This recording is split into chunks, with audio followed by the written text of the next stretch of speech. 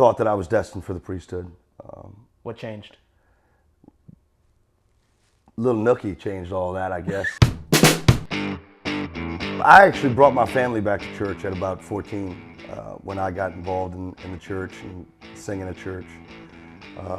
I was raised Roman Catholic, and we weren't extremely devout growing up until I started going to church at 14. And then my folks really had a revival of their faith.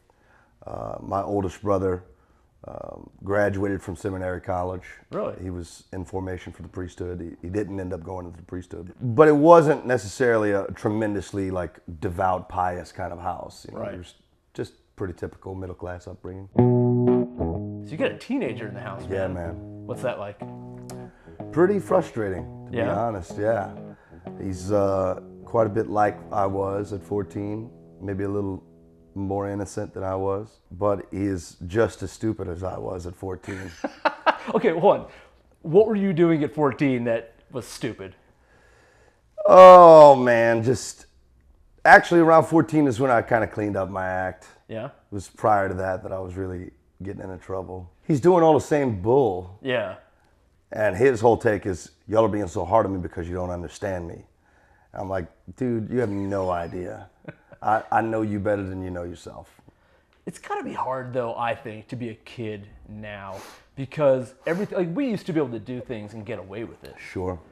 They can't get away with anything now because No. they've got a friend who's showing them lighting the trash can on fire. Yep. Well, the story that I tell the boys and the girls is that, you know, I do have regrets, and I wish that I didn't have those regrets. And I'm going to be as honest and open with them as possible. So in the hopes that they would learn from my mistakes.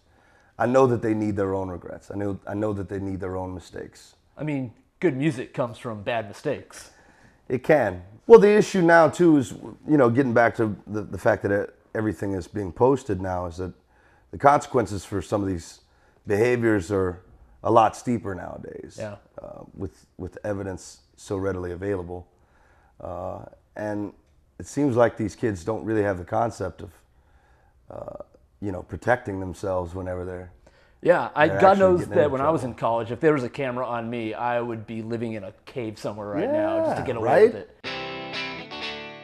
I consider myself an artist, and so success for me as an artist is being able to support my family, and I've achieved that success. But really what it boils down to for me is overall long-term happiness. And I think that the most important aspect of understanding what makes you happy is understanding your purpose in life. And so I've kind of honed in on what my purpose is here on this earth. And I think that with that in mind, moving forward, things are going to be a lot easier for me when it comes to trying to find that happy place. It's interesting that, I mean, people spend their entire lives trying to find their purpose. Yeah. Are you able to articulate what the purpose is, or is that a private thing that you keep? No, I can articulate it, but I think the most important aspect of my understanding of my purpose has been through interactions with my fans. You know, the beautiful part about the job that I have is that the feedback that I get can be life-affirming. It was right around my 33rd birthday, January 2015, that I was kind of at a crossroads. I was on a record label that I didn't think was bringing their A game to the table, and I thought that maybe it was time that we go things alone. I didn't necessarily know what that was going to look like, and I didn't exactly know what my purpose was. And through some serious meditation and soul searching, I realized that, well, actually, I thought maybe it was time for me to go back into ministry. Really? In a way, yeah. And I met with the director of ministry at Our Lady of Wisdom Church on the campus of University of Louisiana at Lafayette, sorry.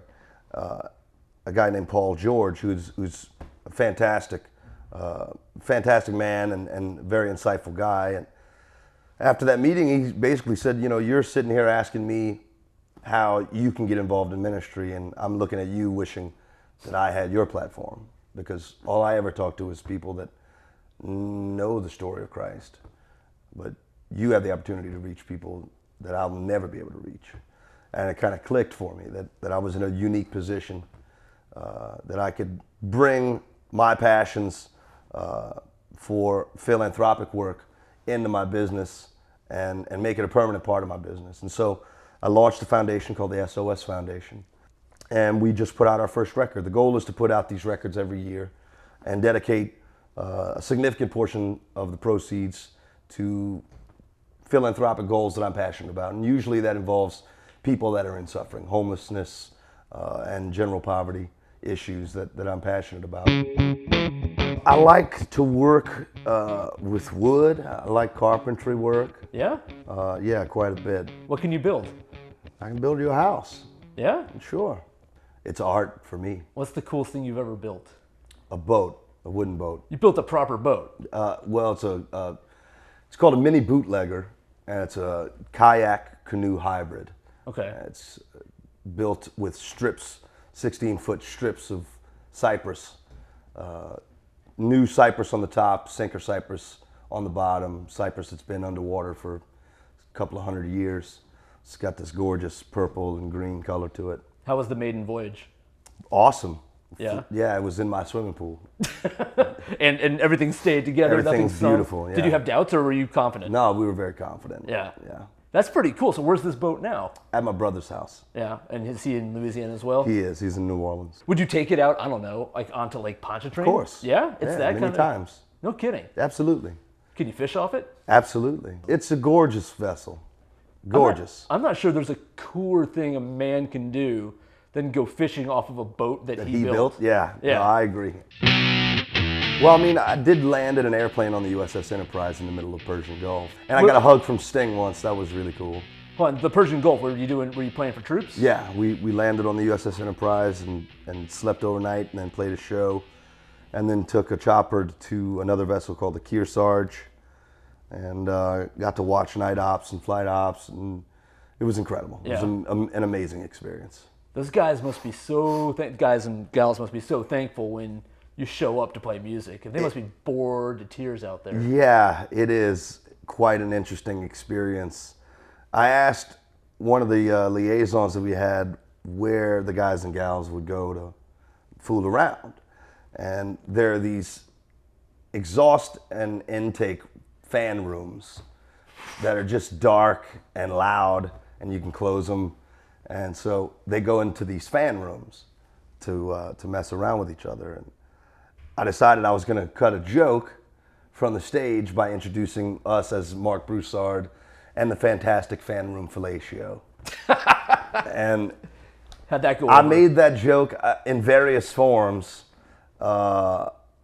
probably about 4 or 5 times over the course of an hour and a half show. And needless to say, no one was laughing. I think Were they kind of like, shut up, yeah, man? I think they were a little, Keep it I think they were down. laughing inside. Yeah.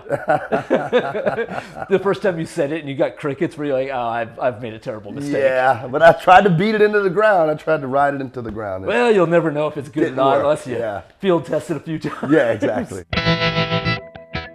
What was your first car? My mom had actually it was my grandmother's Plymouth Voyager minivan. Yeah. It was all white, and we used to have a ball in that thing. And then my mom gave me her Nissan Stanza with a standard transmission, and I rode that thing into the ground, man. I remember trying to jump a levee with it when we were seniors in high school. We had a senior skip day at the levee. All of my friends had dirt bikes and four-wheelers, and they had disappeared all day. And I finally got tired of being at the camp all by myself, and so I got in the car, and went down, and I see him airing over the levee. So I said, I think I can jump the levee with the car. It wasn't too long after that the transmission went out. And So you had the minivan was your first car. Yeah. All right, now it's time to own up. You got 4 kids. Yep. You cruising one now? Hell yeah. They're kind of good, right? I love my Honda Odyssey, man. It's awesome. Does I it have love the TV screens? It's got the TV, the whole nine. I love it. I love it. But I need a pickup truck. When you got the Odyssey, were you like, all right, I'm getting a minivan? Or did you have to come to terms with it? No, not at all. No, I was gung-ho. I had to convince the wife to get it. Oh, really? Yeah, she was not having it. If you could have any car, well, you want a truck right now. Yeah. Do you know what you want?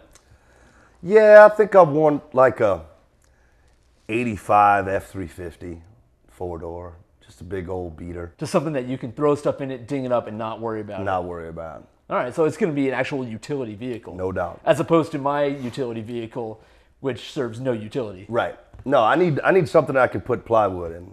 Right. And ceiling joists in, you know. I've heard of plywood and ceiling joists. I do enjoy a good video game. Were you playing a video game I before was. when we were setting on up? my phone. I'm kind of hooked on this dirt bike video game. I heard you over here. We're setting up, and all I heard was, Yeah. and I'm like, oh man, something's not right. They're not getting, Yeah, you no, know, it's things. just- There's the management's on the phone. This No, is bad. it's just video games. And I do enjoy a good cocktail. I'm not sure that's a guilty pleasure though. Well, I mean, you It's a know, vice. my doctor tells me that I'm allergic to alcohol, so it is kind of a guilty pleasure. Then it is a guilty pleasure. Yeah. Allergic to alcohol. Yeah, I get all flushed out. It's probably some Scottish blood in me somewhere.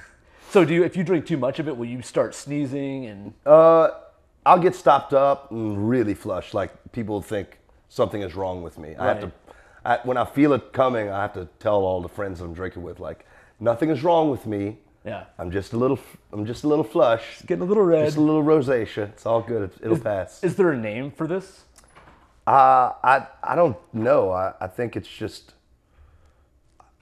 yeah, I don't Alcohol know if there's, allergy. alcohol-induced rose. Okay, but video games are your guilty pleasure. Is it just on your phone, or do you have a proper system at home? No, we've got, my wife actually won the latest PlayStation in a crane game in Florida on vacation a couple of years ago. Really?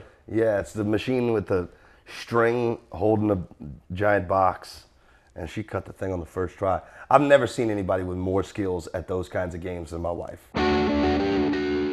We used to quite a bit. We would play a lot of Tiger Woods golf Oh, Tiger Woods for golf. Xbox. Yeah. Are you a golfer in real life? I quit after I hit an old man. With a who golf was- ball. He was sitting in his golf cart on the cart path on 17, headed to 18, and I bladed a pitching wedge and stuck him right in the forearm. I should have yelled forearm instead of four, because I hit him right in the forearm, made him bleed. I was like, man, if I'm making people bleed out here, I don't have any business. Nothing is wrong with me. I'm just a little flush.